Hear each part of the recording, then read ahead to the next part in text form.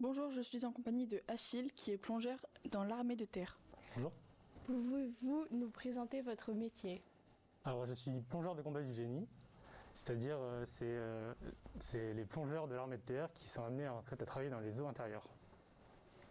D'accord. Qu'est-ce qui vous plaît dans ce métier? Alors ce qui me plaît dans ce métier, c'est que c'est un métier qui est très varié. On utilise beaucoup de compétences et beaucoup de vecteurs de mise en place. Donc en fait on a des compétences en plongeur de l'armée de terre du combat du génie. On est en fait spécialisé dans l'armée de terre. On va faire tout ce qui est mission de l'armée de terre, du génie, qui sont en fait le déminage, l'ouverture d'itinéraires ou autre. Et on va utiliser en fait la plongée comme vecteur de mise en place. Donc on va se déplacer dans les réseaux urbains ou les rivières. D'accord. Si vous deviez retenir qu'un seul argument pour donner envie de faire votre métier, ce serait lequel? Ce serait la polyvalence. En fait, comme je disais, on est polyvalent. On utilise beaucoup de vecteurs de mise en place, donc la plongée. Le parachutisme, parce qu'on est tous parachutistes pour être plongeurs. On fait beaucoup d'hélicoptères, donc de l'aérocordage. On va descendre sur un objectif en fait en rappel, en sautant de l'hélicoptère, ou alors en fait juste en corde lisse, descendre sur une corde pour arriver sur le sol. Après on va utiliser aussi tout ce qui est moyen de mise en place terrestre, donc la marche ou les véhicules. D'accord. Et quel parcours faut-il suivre? Alors parcours scolaire, c'est un bac minimum. Enfin, vous pouvez rentrer avec le brevet, mais le bac est conseillé pour pouvoir évoluer dans le grade. Et ensuite, quand on est au sein de l'armée, on va commencer soit en bas de l'échelle au niveau de militaire du rang, ou alors sous-officier. Pour les militaires du rang, on demande en fait d'avoir un peu d'expérience opérationnelle, donc une mission et quelques stages pour pouvoir prétendre en fait à faire les stages de présélection. Et ensuite, pareil pour les sous-officiers. D'accord. Quelle est la rémunération en début et en fin de carrière? Alors, la rémunération en début de carrière, c'est comme pour tous les militaires. Donc, c'est la solde de base qui est de 1300 euros, environ 1400 euros, pardon. Ensuite, elle va augmenter en fonction de l'ancienneté dans le grade ou de la fonction.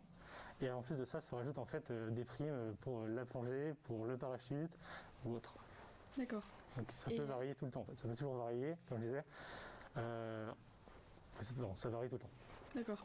Et quelles sont les perspectives d'évolution? Alors, comme je disais, l'évolution au sein du grade, donc on peut commencer tout en bas de l'échelle en première classe, puis après monter caporal-chef dans les militaires du rang, ou alors sous-officier ou autre. Moi par exemple, je suis rentré en première classe, donc tout en bas de l'échelle. Maintenant je suis sergent, donc c'est le premier grade de sous-officier. On peut évoluer tout au long de sa carrière. D'accord. Finalement, la plongée est le cœur de votre métier. Qu'est-ce qui vous a donné envie de faire la plongée dans... Alors, ce qui m'a donné envie de faire la plongée déjà, c'est que je suis un plongeur dans le civil. C'est vraiment une passion, j'adore ça. Et je suis passionné de l'armée. Et en fait, j'ai réussi à lier les deux, l'armée et la plongée ensemble. Donc ça me donne envie de bosser, de travailler, de me donner encore plus. Il faut savoir qu'en fait, pour ce métier-là, on est toujours en train de se remettre on est toujours en train de se remettre en question parce qu'on doit toujours avoir de nouvelles compétences pour développer et mieux servir en fait l'institution. D'accord.